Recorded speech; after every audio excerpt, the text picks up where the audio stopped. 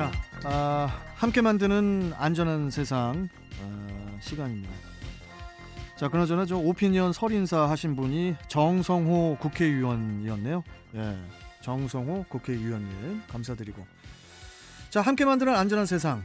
정부가 코로나 확산세를 막기 위해서 설 연휴 이동 자제를 요청을 했지만 설에 1박 이상 고향을 방문하겠다는 사람이 12%에 그쳐서 그 조사를 시작한 이래에 최저치를 기록했다고 합니다. 그래서 오늘은 그 장거리 운전에 따른 도로별 특성과 또 안전운전에 대해서 도로교통공단 인천지부 김태환 교수와 함께 이야기 나눠보도록 하겠습니다.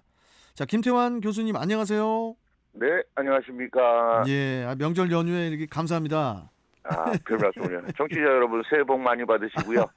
우리 육각수님도 올해 예. 원하시는 일 모두 성취하시길 바라겠습니다. 아유, 감사합니다, 교수님. 저는 예. 이따 마지막에 인사드리겠습니다. 감사합니다. 자, 이제 좀 본론으로 들어가세요, 교수님. 예. 우리가 이제 이렇게 장거리 이동을 하면은 떠오르는 것이 이제 바로 하이웨이, 고속도로잖아요. 네. 차로도 넓고 또 경사나 커브도 적어가지고 뭐 운전하기 되게 좋은 환경을 가지고 있지만은 속도가 높기 때문에 고속도로는 사고가 발생할 가능성도 높을 것 같거든요. 이 부분부터 좀 설명 좀 해주세요. 네, 일단 전체 교통사고에서 고속도로에서 발생한 사고의 비율은 2% 정도밖에 되지 않습니다. 상당히 낮은 비율을 차지하고 있지만 반면에 대형 사고 발생 비율은 27% 정도를 차지하고 있어서 굉장히 위험한 곳이다라고 말씀을 드려야 되겠고요. 치사율도 전체 사고의 약 4배나 높게 나타나고 있습니다.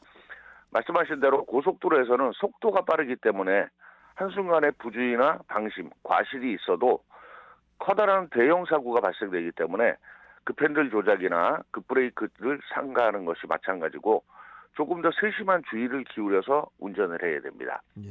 특히 한산한 고속도로를 주행하다가 갑자기 정체 상황이 나타난다든가 갑자기 장애물을 만나게 되면 정지거리가 길어져서 추돌 사고의 가능성이 높습니다. 예.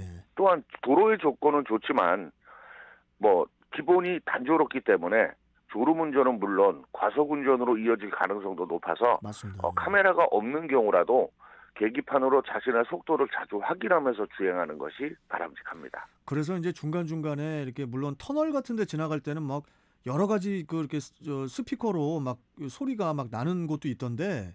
예. 도로 그냥 그 터널 밖에서도 좀 중간중간 여러분 정신 번쩍 졸음운전 안 됩니다. 어떤 그런 이렇게 좀 까랑까랑한 목소리로 예. 좀 그렇게 좀 간헐적으로 이게 몇 킬로에 하나씩 있었으면 좋겠다 이런 생각도 좀 해봤었어요. 주변에 있는 차량들의 상태를 확인하고 크락션을 울려주는 것도 좋을 것 같고요.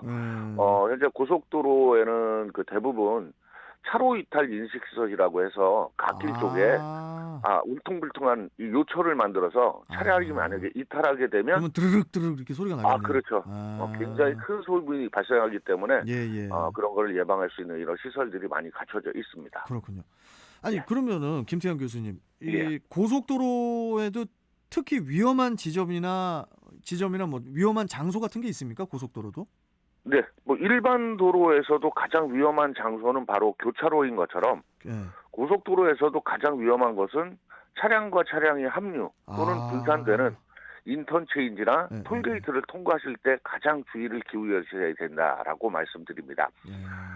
고속도로를 진입하기 위해서 하이패스로 진입하는 순간에 앞서가던 차량이 갑자기 차로를 잘못 들어서 차로를 변경한다든가 하이패스가 없거나 작동하지 않는다는 이유로 갑자기 급정지하는 이런 경우들이 발생하기 때문에 하이패스에 들어갈 때는 충분한 차간 거리를 유지하고 주행을 하셔야 됩니다.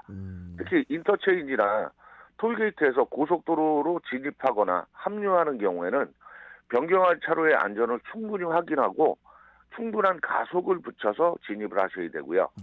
특히 주행 중이던 차량이 진출로를 인지하지 못하거나 지나치다가 놓쳤구나 하고 갑자기 급차로를 변경 또는 갑자기 차량을 정지한다든가 후진해서 빠져나가려고 하는 이런 상황도 발생하기 때문에 그런 갑작스러운 상황에 대비해서 그런 장소에서는 더욱더 전방 주시는 물론이고 수시로 나타나는 교통 표지판 등을 잘 확인하고 미리미리 차로를 변경하는 것이 중요합니다. 그렇군요. 이 고속도로는 이 경사나 커브가 심하지 않지만은 고속도로를 벗어나 가지고 이제 국도나 지방도를 주행할 경우에 이 그 직선 도로에 비해서 커브길에서는 이렇게 차하고 몸이 바깥쪽으로 쏠리잖아요. 이 원심력으로. 네. 그러다 보니까 좀 위험하다는 그런 느낌을 받게 되는데 이게 또 커브길 사고의 주된 원인이 또 되고 있죠. 예. 커브길 사고는 주로 이제 과속으로 인해 원의 중심으로부터 바깥으로 벗어나려고 하는 원심력이라는 물리적인 힘이 발생하게 됩니다. 네. 왼쪽으로 굽은 도로에서는 차량이 연석이나 가드레일 혹은 뭐 전봇대 같은 구조물과 충돌하거나 도로 밖으로 추락하는 경우가 발생하고요. 우측으로 굽은 도로에서는 중앙분리대를 충돌하거나 중앙선 침범에 의한 정면 충돌 사고처럼 타이어가 커브의 바깥쪽으로 미끄러져 나가는 경우가 대부분입니다. 예. 특히 노면이 젖어 있거나 토사 등이 깔려 미끄러운 경우에는 타이어의 노면의 마찰 개수가 적어지기 때문에 그렇죠. 원심력은 굉장히 커지게 되고요. 음. 커브의 반경이 작을수록 또 자동차의 무게가 많을수록 또 특히 속도의 제곱에 의해서 증가하기 때문에 무엇보다 속도 통제가 중요합니다. 그리고 특히 요즘 같은 동절기에는 곳곳에 도사리고 있는 블랙아이스 현상이 있는 곳에서 네. 마찰 개수는 제로에 가까워지기 때문에 더욱더 세심한 주의와 커브에 들어서기 전에 직선주로에서 감속을 하셔야 된다라고 말씀을 드립니다. 그러니까 이제 커브길을 만나면은 커브의 정도가 어느 정도인지 이렇게 확인이 불가능한 경우가 많기 때문에 미리 속도를 줄여야 한다. 뭐 이런 말씀이시죠? 예, 커브를 발견하면 일단 직선줄에서 미리 속도를 줄였다면은 속도가 줄었기 때문에 원심력도 줄어들고요.